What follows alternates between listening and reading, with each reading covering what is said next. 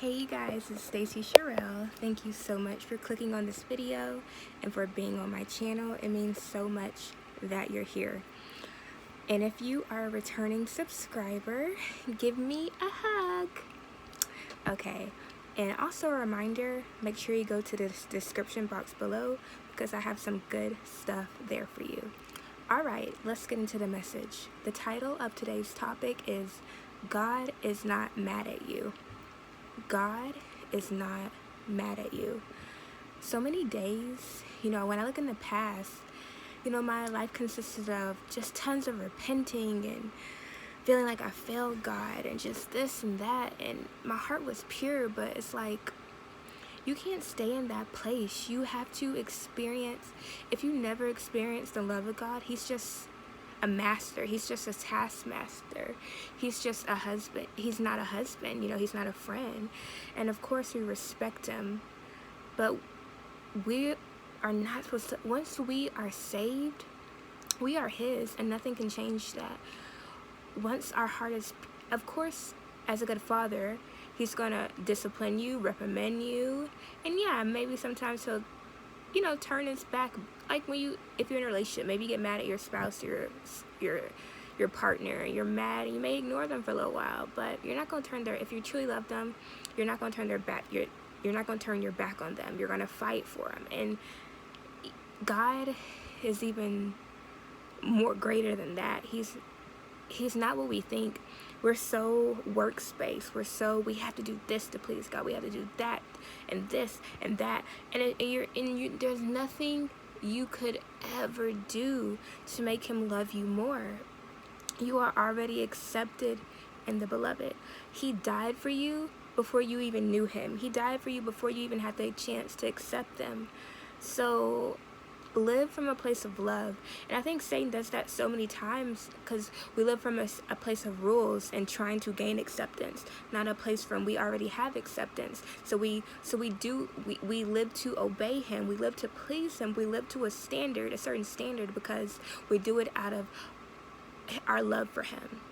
Like if you have a husband or a wife or whatever, you don't want the person you love to just be with you because they have to, or they do things, they buy you gifts because I don't want to get in trouble, or I don't want them to yell at me. Like, no, I want it to be from a place of love. And of course, love has boundaries.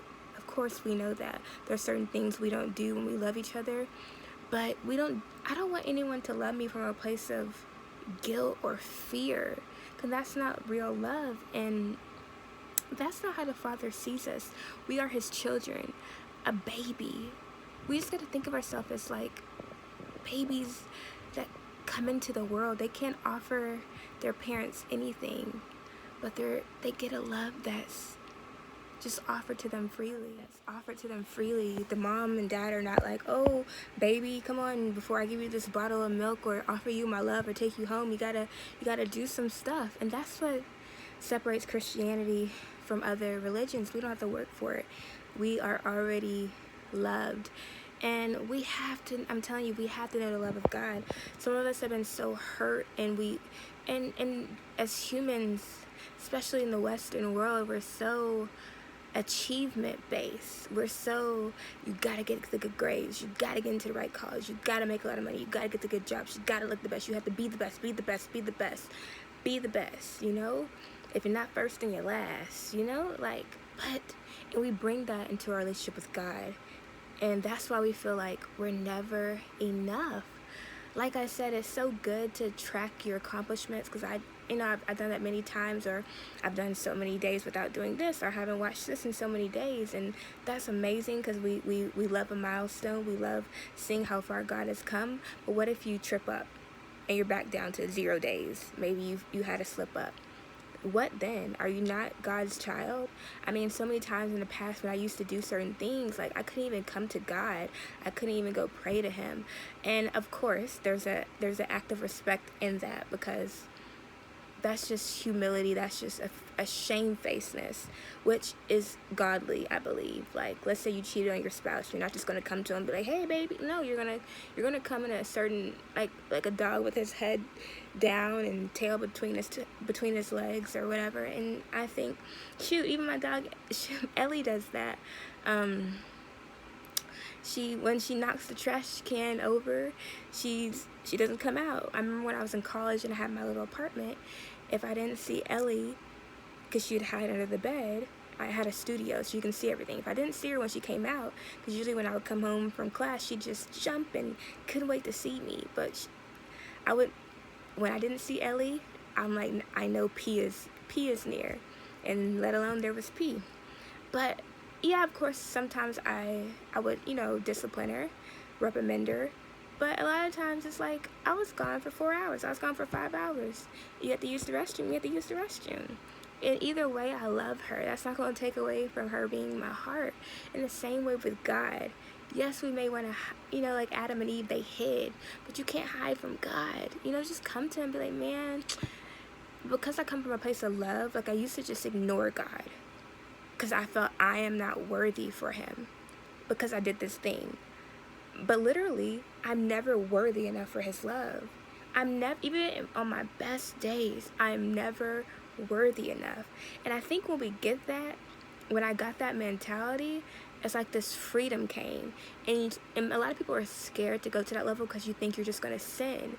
But no, when you truly know, it's the love of God that changes people's hearts.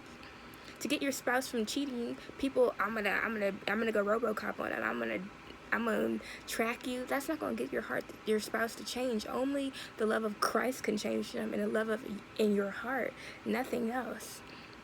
So I just want you to just continue to accept the love of God. Like he is standing there with open arms. Just his love is just pouring out for us. It's like an ocean. It's never ending. You can't even comprehend the great love he has for you. It's so big, it's so vast, and there's nothing you can do to cut it off. Even if you turn away from him, even if you turn away from him, he's still gonna love you. But that's your choice. Right now I'm watching Manifest. So good. And God speaks to me through that. 828, if you know what I mean. But there's this character, and he loves her, but she wants to be with someone else, and he will always love her, but he respects her decision that she wants someone else. And that's the same with God. He's always going to love us, but if we don't choose him, that's our choice.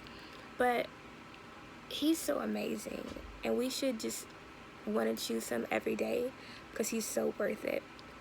So I'm just going to do a quick prayer for us. So dear Lord, help us to just always accept your love, to know there's nothing that we can do to earn it, but let us just freely receive it. In Jesus' name, amen. Thank you so much for watching. I'll talk to you later. Bye.